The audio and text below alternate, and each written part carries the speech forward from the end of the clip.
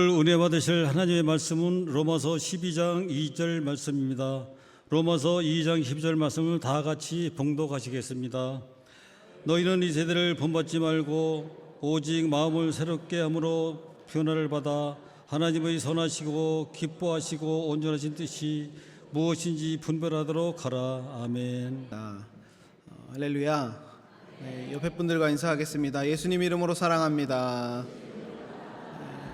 예수님 이름으로 사랑합니다. 예수님 안에 좋은 일 있습니다. 다시 한 번 더 인사하겠습니다. 좋은 일 있습니다. 아멘. 우리 사랑의 예수님께서 우리와 함께 하실 때 우리의 삶에 늘 주님 안에 좋은 일이 있을 줄로 믿습니다. 네, 이렇게 날씨가 또 추워지는 가운데에도 우리의 예배는 멈출 수 없습니다. 늘 주님의 예배 자리 가운데 힘써 모이시고 또 날마다 부르짖어 기도하는 저와 여러분 되시기를 소망합니다. 오늘 저는 로마서 12장 2절 말씀으로 이 세대를 본받지 말고 라는 제목으로 은혜를 나누기를 소망합니다. 여러분, 예전에 얼마 전에 한 기사에서 이런 이야기를 읽은 적이 있습니다. 한 청년이 SNS에서 이제 좋아요를 많이 받기 위해서 생각을 하다가 자신이 이제 하지 않았던 봉사 활동을 AI로 이제 한 것처럼 그 사진들을 꾸며서 이제 사진을 올렸다고 합니다. 근데 그 게시물들이 좋아요를 계속 받기 시작을 하고 그러다 보니까 계속해서 이제 그 사진들을 꾸며내서 자신의 SNS에 꾸준히 자꾸 업로드를 한 겁니다. 근데 어느 날 한 게시물이 엄청난 대박을 터뜨려서 몇백만 조회수를 기록하면서 이제 갑자기 어떤 사람들이 당신이 봉사하는 곳이 어디입니까? 나도 거기 가서 같이 봉사하고 싶다고, 언제 가십니까? 막 물어보고 연락이 막 계속 오는 겁니다. 그래서 이 청년이 견디다 못해서 일이 자꾸 커지다 보니까 이제 그 사실을 밝혔던 것이죠. 사실은 내가 봉사했던 것이 아니라 이것이 다 AI로 만들어낸 가짜였다라고 공개를 하면서 엄청난 또 많은 비판을 받고 했던 기사를 본 적이 있습니다. 그러면서 그가 이야기한 것이 처음에는 관심을 끌고 싶어서 단순히 사진 하나 올린 것이 다였는데 자꾸 관심을 받고 사람들이 칭찬해 주는 것을 듣는 게 너무 좋아서 자신도 모르게 계속 그렇게 거짓 포스트를 올렸다라고 이야기를 하는 것이었습니다. 이처럼 요즘 세상은 진짜보다 보여지는 것을 더 중요하게 여기는 것 같습니다. 그래서 SNS를 보면 너도 나도 내가 더 좋은 것을 먹고 더 좋은 곳에 여행 가고 더 좋은 집에 살고 좋은 차를 타고 있다 자랑하기 바쁩니다. 보여지는 것에만 집중해서 살아가는 것 같습니다. 그러면서 세상은 끊임없이 우리에게 말합니다. 남들처럼 살아야 성공한 인생이다. 지금 트렌드에 맞춰서 살아가야 인정을 받는다 라고 우리에게 끊임없이 이야기합니다. 그렇지만 오늘 말씀에서는 우리에게 분명하게 말씀합니다. 너희는 이 세대를 본받지 말라. 하나님께서는 세상이 요구하는 기준이 아니라 하나님의 뜻에 맞는 삶을 살아가기를 원하십니다. 그래서 오늘 우리는 이 말씀을 통해서 어떻게 하면 세상을 본받지 않고 하나님의 뜻대로 살아갈 수 있을까 함께 고민하면서 은혜를 나누기를 소망합니다. 첫 번째로는 이 세대를 우리는 본받지 말아야 한다는 것입니다. 여러분, 사도 바울은 우리에게 아주 단호하게 명령합니다. 이 세대를 본받지 말라. 여기서 세대라는 단어는 단순히 한 시대나 한 문화를 뜻하는 것이 아닙니다.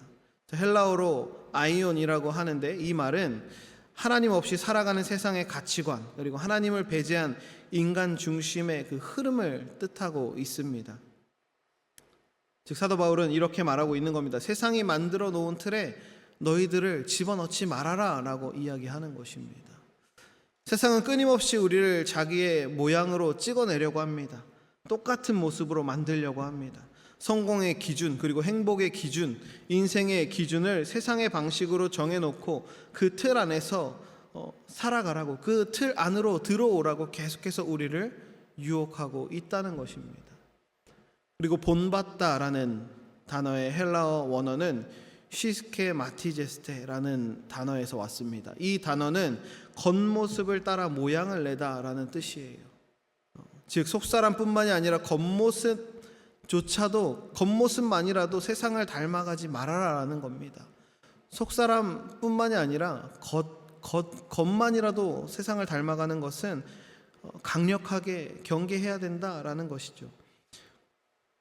세상은 자꾸 우리에게 이 정도 살아야 성공한 인생이다 말합니다. 그리고 이 정도는 해야 인정받지 않겠니? 또 교회에 다니지만 너무 튀지 말고 세상 가운데서 적당히 섞여서 살아가야 되지 않겠냐 이야기합니다. 하지만 우리 하나님께서는 말씀하십니다. 그 틀 안에 너 자신을 맞추지 말아라. 너는 세상에 속한 자가 아니라 하늘에 속한 자다. 우리에게 말씀하고 있는 것입니다. 성경은 세상을 그리워하는 우리를 향해 경고하고 있습니다. 요한 1서 2장 15절에서 17절 말씀을 같이 읽어보겠습니다. 이 세상이나 세상에 있는 것들을 사랑하지 말라. 누구든지 세상을 사랑하면 아버지의 사랑이 그 안에 있지 아니하니 이는 세상에 있는 모든 것이 육신의 정욕과 안목의 정욕과 이생의 자랑이니 다 아버지께로부터 온 것이 아니요 세상으로부터 온 것이라. 이 세상도 그 정욕도 지나가되 오직 하나님의 뜻을 행하는 자는 영원히 거하느니라. 아멘. 이어서 로마서 1장 25절 말씀도 한번 같이 읽어보겠습니다. 그들이 하나님의 진리를 거짓 것으로 바꾸어 피조물을 조물주보다 더 경배하고 섬기니라. 아멘. 오늘날 세대는 이 절대 진리를 거부합니다. 그래서 내가 옳으면 옳다라고 하는 그런 상대주의, 그리고 내가 행복하면 괜찮다, 죄가 아니다라는 쾌락주의가 판을 치고 있고, 돈이면 다 된다라고 하는 물질주의가 오늘날 세대를 휩쓸고 있습니다. 최근에 가장 뜨거운 뉴스가 뭐가 있을까요? 뭐가 있죠? 요즘에 가장 이슈가 되는 문제 중에 하나가 지금 캄보디아 사건입니다. 이 캄보디아 사건에 대해서 얼마나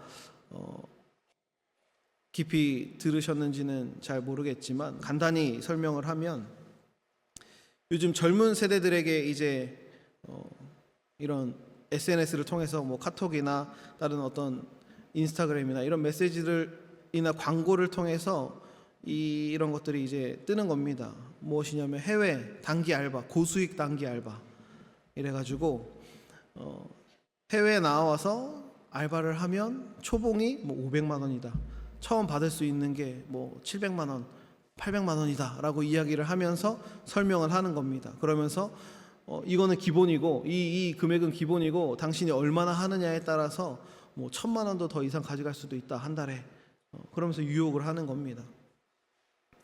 그래가지고 많은 청년들이 그곳에 빠져서 지금 그 캄보디아라는 나라에 가서 감금을 당하고 보이스피싱을 하는 그 단지 내에서 강제로 보이스피싱을 해야 되는 상황이었고, 그 범죄에 같이 가담할 수밖에 없는 상황이었고, 심지어는 지금 돌아오지 못하고 뭐 연락도 되지 않는 청년들도 많이 있다고 하죠. 더 기가 막힌 노릇은 그 범죄 단지에 들어갔다가 나왔던 사람이 다시 그 범죄 단지로 찾아 들어가서 내가 많은 사람들 데리고 올 테니까 나를 다시 여기 집어넣어달라고 이야기하고 찾아가는 사람도 있다고 합니다.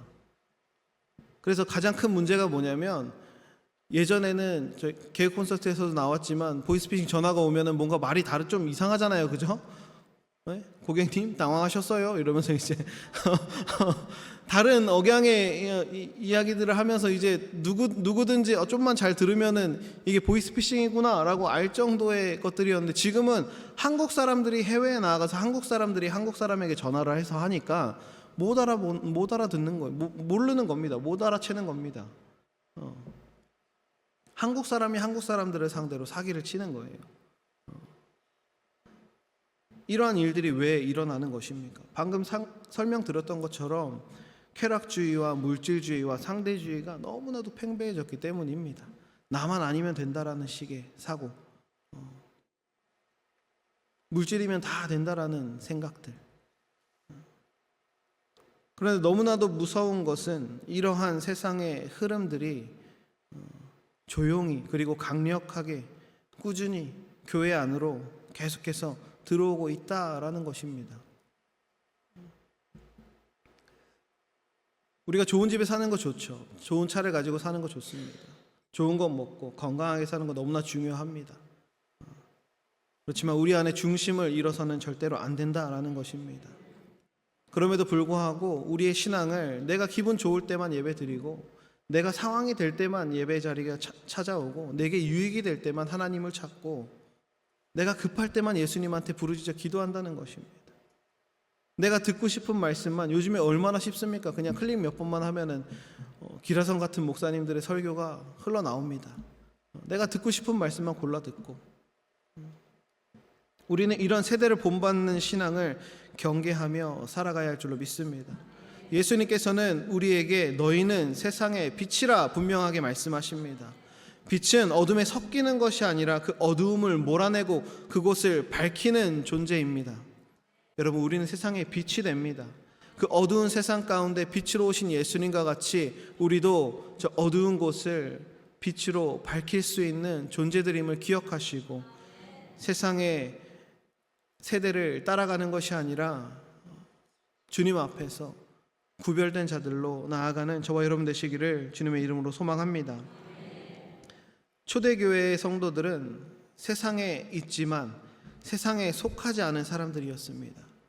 그들은 로마 사회에서 이단 취급을 받았던 그 이유가 예수님을 주로 고백했을 뿐만이 아니라 세상이 말하는 방식대로 살아가지를 않았기 때문입니다.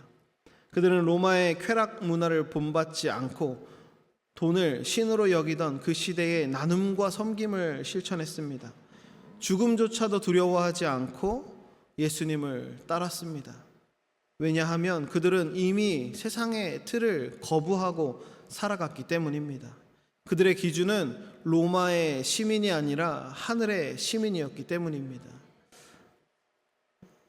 우리도 이번 한 주 동안 나는 세상의 기준을 따라서 살아가고 있는가, 아니면 말씀의 기준에 서 있었는가, 우리 스스로에게 물어보면서 나의 삶을 되돌아보기를 원합니다. 돈, 또 명예, 사람의 인정보다 우리가 하나님의 인정을 더욱더 중요하게 여길 수 있게 되기를 바랍니다. 구약의 다니엘은 바벨론의 그 화려한 문화 속에서도 왕의 음식으로 자신을 더럽히지 않겠다 결단합니다. 그리고 그 결단이 세상에서 빛나게 만들었습니다. 그리고 모세는 이집트 왕궁의 특권을 거부했습니다. 그리고 그 결과 그는 세상의 왕자가 아니라 하나님의 친구로 불렸습니다. 그리고 우리 주 예수님께서는 세상의 영광과 성공을 거부하시고 십자가의 길을 선택해 주셨습니다. 그리고 그 길이 바로 온 인류의 구원의 길이 된 것입니다. 사랑하는 여러분, 우리가 세상의 틀을 거부할 때 비로소 하나님의 뜻이 드러나게 됩니다. 세상은 왜 그렇게 우리에게 손해보고 사냐고 말하겠지만 하나님께서는 그것이 진짜 복이다 우리에게 말씀하고 있는 것입니다. 그러므로 이것에 참여한 모든 성도님들께서는 날마다 이 세대를 본받는 것이 아니라 예수님을 따르며 하나님께서 우리에게 주시는 참된 복을 누리며 살아가는 저 여러분 되시기를 축복합니다. 두 번째로는 우리의 마음을 새롭게 함으로 변화를 받아야 한다라는 것입니다. 여러분, 하나님께서는 단지 우리의 겉모습만 세상과 다르게 보이길 원하시는 것이 절대로 아니다라는 겁니다. 주님의 관심은 겉모습의 구별이 아니라 우리의 내면의 변화에 있습니다. 그래서 사도 바울은 단순히 세상을 따라가지 말라에서 멈춘 것이 아니라 마음을 새롭게 함으로 변화를 받아라 말씀합니다. 여기서 변화를 받다라는 단어는 헬라어 메타모르포입니다. 이 단어는 완전히 형태가 바뀌다라는 뜻을 가졌습니다. 애벌레가 고치가 되고 나비로 바뀌는 것 같이 겉모습만 조금 바뀌는 것이 아니라 본질 자체가 새로워지는 것을 뜻합니다. 그리고 그 변화는 우리의 마음을 새롭게 하는 것에서부터 시작이 된다 말씀하는 것입니다. 여기서 말하는 마음은 단순히 감정을 뜻하는 것이 아니라 우리의 생각과 인식, 그리고 가치관과 판단의 중심, 이 모든 것을 뜻하고 있습니다. 우리의 겉모습이 세상과 구별되어서 살아가는 것도 너무나 힘들고 멋진 일이지만 하나님께서 우리에게 바라시는 변화는 그것에서 더 나아가서 우리의 가치의 기준이 완전히 변화되어서 세상을 바라보는 눈, 우리의 관점이 변화되고 생각하는 방향이 변화되므로 삶의 모습이 완전히 변화되는 그런 전인적인 변화를 원하고 계시는 것입니다. 에베소서 4장 22절에서 24절 말씀을 같이 읽어보겠습니다. 너희는 유혹의 욕심을 따라 썩어져가는 구습을 따르는 옛사람을 벗어버리고 오직 너희의 심령이 새롭게 되어 하나님을 따라 의와 진리의 거룩함으로 지으심을 받은 새 사람을 입으라. 아멘. 새롭게 함이라는 말은 능동태가 아니라 수동태입니다. 스스로 새로워져라 하는 것이 아니라 성령께서 새롭게 하시도록 너의 모든 삶을 맡겨라 라는 뜻입니다. 즉 변화의 주체는 내가 아니라 성령님이십니다. 내 의지만으로 할 수 있는 것이 절대로 없다라는 것입니다. 성령님께서 우리 안에 충만하게 내주하실 때에 우리의 마음의 생각과 또 우리의 삶의 모든 모습이 또 환경이 변화되어서 우리의 삶이 새로워지게 되는 것입니다. 그러므로 우리가 해야 할 일은 하나죠. 성령님께 우리의 마음을 열어드리는 것, 그것 한 가지입니다. 그래서 우리는 성령님을 인정하고 환영하고 모셔드립니다. 나의 삶에 가득 임하셔서 나의 생각과 마음의 뜻을, 나의 모든 삶의 것들을 새롭게 하여 주시옵소서. 날마다 고백하기를 소망합니다. 여러분, 예전에 저희 교역자분들이 다 새벽 예배를 마치고 교회 근처 양평 해장국집으로 이제 식사를 하러 가기로 했습니다. 근데 어떤 분이 한 분이 안 오시는 거예요. 그래서 저희가 알고 봤더니 그분이 진짜 경기도 양평에 있는 해장국집을 찍어가지고 양평으로 가고 계시다는 겁니다. 누군지는 말씀 안 드리겠는데 여러분, 우리가 운전을 아무리 잘해도 그 목적지를 우리가 잘못 설정하면 혼자 엉뚱한 곳으로 가게 됩니다. 우리의 마음도 마찬가지입니다. 우리의 삶의 목적지가 세상 가운데에 설정되어 있으면 우리가 아무리 열심히 일하고 좋은 환경에 살아가도 그 끝은 어디입니까? 결국에는 사망으로 가는 것입니다. 그 삶 가운데는 공허함만 남을 뿐이라는 것입니다. 그러므로 우리는 반드시 우리의 삶의 목적지를 저 천국으로 삼고 성령님을 우리의 내비게이터로 삼아야 하는 것입니다. 그러면 때로는 너무나도 느리게 간다라고 생각이 들고 와, 정말 이렇게 돌아가도 되나 싶을 정도로 돌아가는 것 같다 느낄지라도 우리는 절대로 길을 잃지 않고 가장 완벽한 그때에 정확하게 하나님의 품속으로 우리는 도착할 수가 있게 될 것입니다. 여러분, 마음을 새롭게 하는 가장 실질적인 방법이 무엇이겠습니까? 결국에는 우리가 말씀을 묵상하고 그 말씀을 붙들며 살아가는 것입니다. 시편 119편 9절 말씀은 이렇게 말합니다. 청년이 무엇으로 그의 행실을 깨끗하게 하리이까? 주의 말씀만 지킬 따름이니이다. 아멘. 하나님의 말씀만이 우리를 인도하실 수 있는 능력이 있습니다. 그 세상 무엇도 우리에게 올바른 길을 제시해 줄 수 있는 것이 없다라는 것입니다. 매일 조금씩이라도 우리가 말씀을 읽고 또 그 말씀으로 내 생각을 다시금 세워가야 합니다. 성경은 세상의 뉴스보다 더 현실적이고 하나님의 관점은 세상의 가치와 비교할 수도 없는 온전한 진리가 됩니다. 그래서 말씀을 따라 사는 사람은 세상의 흐름에 쉽게 휩쓸리지 않습니다. 왜냐하면 그 마음이 이미 하늘나라에 연결되어 있기 때문입니다. 그리고 새로워진다라는 것 또한 하루아침에 완성되는 것이 절대로 아닙니다. 그것은 매일매일 우리가 주님 앞에 회개하며 나아갈 때 가능해지는 것입니다. 하루 동안 마음을 더럽히는 생각들, 또 세상의 말들, 불평하고 비교하고 나의 욕심을 내세웠던 그 모든 것들을 하나님 앞에 내려놓을 때 그 자리에 성령께서 우리의 삶에 새로운 그 은혜로 채워주실 줄로 믿습니다. 우리의 그런 모든 죄악 때문에 예수님께서 십자가를 지셨고 우리에게 그 죄를 하나도 물으시지 않으시고 우리를 날마다 눈보다도 더 희도록 깨끗게 만들어 주시는 것입니다. 그래서 믿음의 사람들은 잘 변하는 사람들입니다. 세상의 기준이나 환경이 아니라 하나님께로 나의 삶의 방향을 계속해서 변화시키는 사람들이라는 것입니다. 우리 모두가 매일매일의 삶 가운데에 우리의 마음을 새롭게 함으로 진정으로 변화를 받아서 온전히 주님의 뜻대로 살아가는 믿음의 사람 되시기를 주님의 이름으로 축복합니다. 세 번째로는 하나님의 뜻이 무엇인지 분별하는 힘을 길러야 합니다. 우리 신앙의 목표는 단순히 세상과 다르게 살아가는 것이 아닙니다. 진짜 목표는 하나님의 뜻을 우리가 분별하고 그 뜻 안에 살아가는 것이 우리 진짜 목표인 것입니다. 교회를 다니면서 우리가 세상과 구별된 삶을 살겠다, 그래서 우리가 술 먹지 아니하고 담배 피지 아니하고 또 거짓말하지 않고 사람들을 사랑으로 대하고 너무나도 중요하죠. 그런데 그것의 더 깊은 곳에는 우리 각자 한 사람 한 사람마다 하나님께서 품으신 그 뜻이 분명하게 있다라는 것입니다. 성경에 나오는 인물들만이 하나님의 그 뜻을 품고 살아가는 것이 아니라는 것이에요. 여기 앉아있는 우리 모든 한 사람 한 사람에게 주님께서 품으신 뜻이 분명하게 존재하고 있음을 기억하시기를 바랍니다. 그런데 문제는 이 세상에 너무 많은 목소리들이 우리를 흔들고 있다라는 것이죠.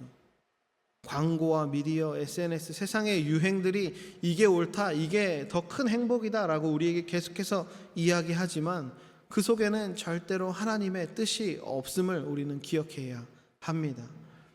그래서 사도 바울은 말합니다. 세대를 본받지 말고 마음을 새롭게 하여 변화를 받아라. 그래야만 하나님의 뜻을 온전하게 분별할 수 있게 된다 말하는 것입니다.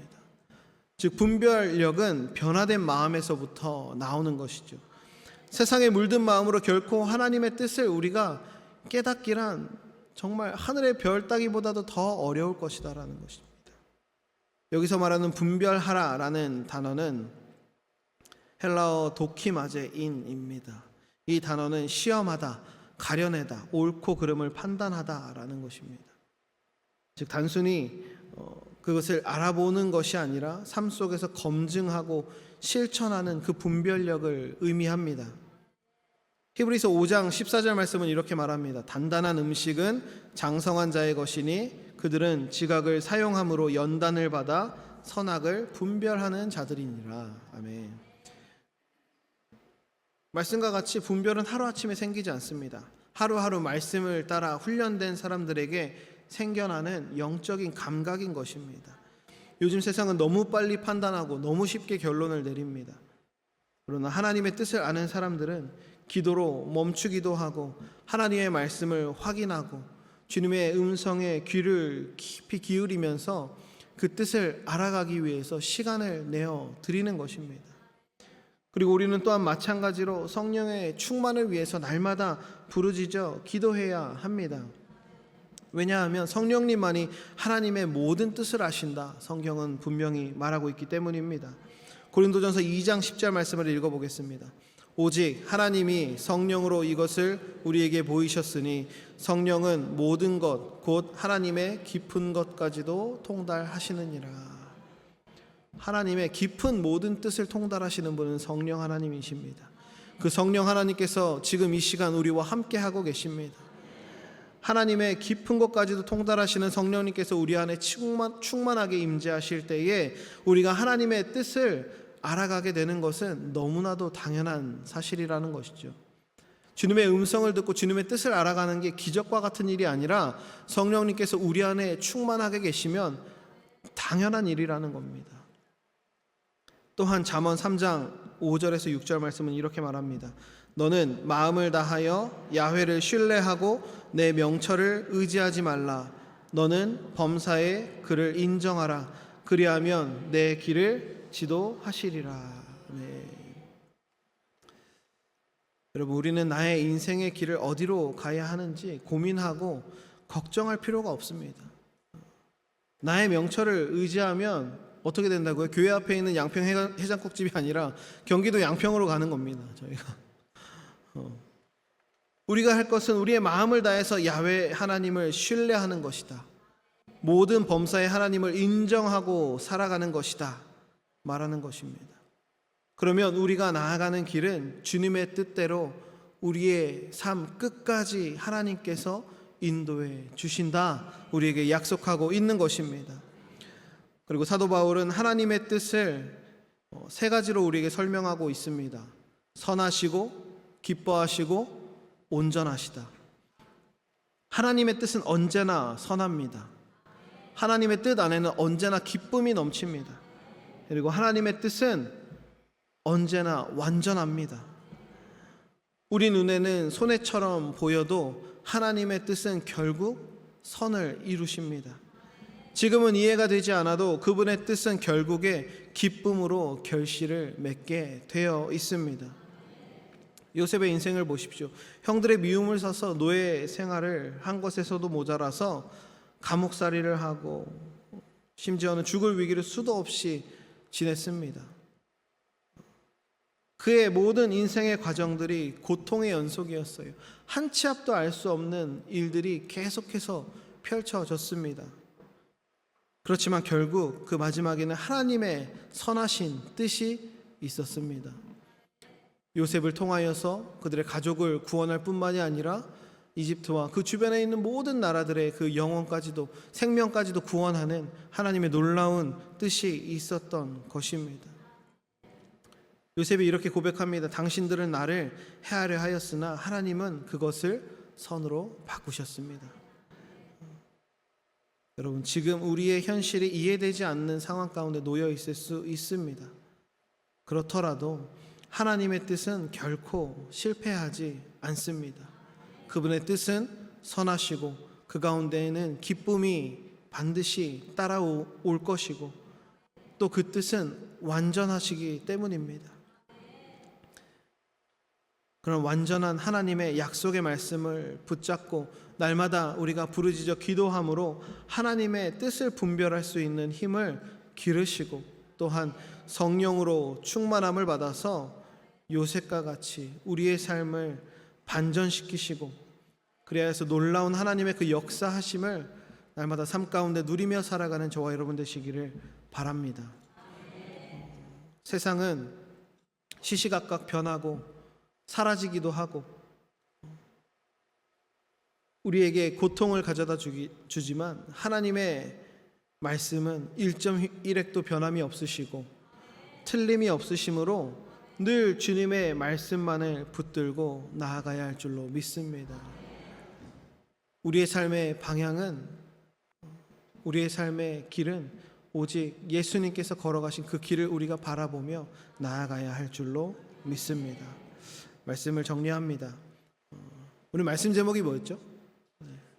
이 세대를 본받지 말고, 여기 뒤에 나와 있죠. 네.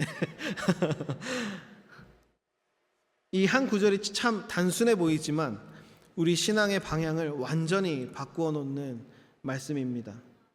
우리가 세상을 살아가는 이 세상은 너무나도 빠르게 변하고 있습니다. 그리고 세상의 가치관은 점점 더 하나님이 없어도 되는 삶을 당연하게 이야기하고 있고 사람들은 보이는 성공과 만족을 쫓으며 살아가고 나의 육신의 정욕과 안목의 자랑을 따라서 살아갑니다. 그런데 하나님은 우리에게 분명하게 말씀합니다. 이 세대를 본받지 말라. 그러므로 우리는 마음을 새롭게 함으로 변화를 받아야 합니다. 세상은 우리의 겉모습을 바꾸려고 하지만 하나님은 우리의 마음을 변화시키시기를 원하십니다. 그래서 예배를 드릴 때, 말씀을 들을 때, 그리고 우리가 부르짖어 기도할 때 그 순간이 바로 우리의 마음이 새로워지는 시간임을 기억하시기를 바랍니다. 그리고 그렇게 우리의 마음이 새로워질 때 우리는 하나님의 뜻이 무엇인지 분별할 수 있는 놀라운 능력을 얻게 될 것이고 하나님의 그 선하시고 기뻐하시고 온전하신 뜻대로 우리의 삶을 드리며 나아갈 때 우리의 삶은 늘 주님의 은혜와 사랑으로 넘쳐나게 될 줄로 믿습니다. 그래서 이 시간 우리가 간절히 주님 앞에 또 찬양하며 기도하기를 소망합니다. 그 말씀을 기억하면서 우리가 기도하기 전에 우리 함께 찬양하겠습니다.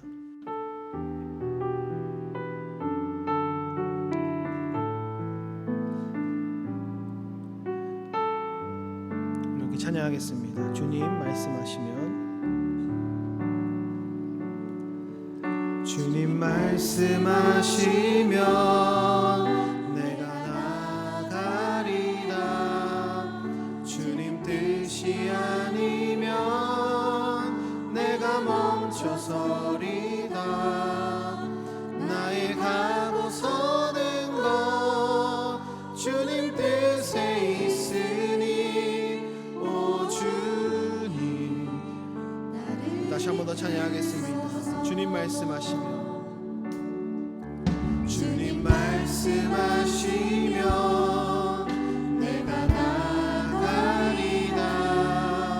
주님 뜻이 아니면 내가 멈춰서리라.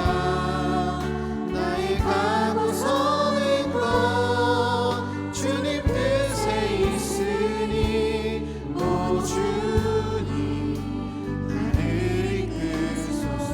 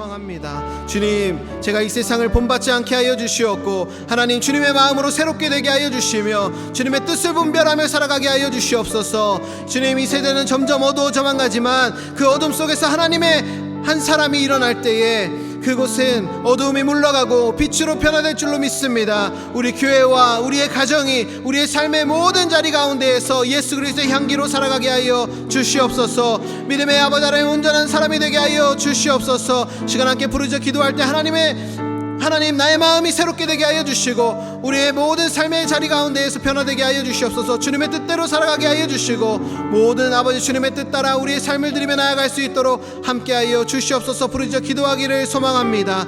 이 세상을 따라서 살아가는 것이 아니라 오직 성령의 인도하심 따라 살아갈 수 있도록 성령으로 충만케 하여 주시옵소서. 또 우리의 모든 삶의 필요와 소원을 주님 앞에 내려놓고 부르짖사오니 우리 기도에 응답하여 달라고 우리 주님의 이름 세 번 부르고 같이 동성으로 기도하겠습니다.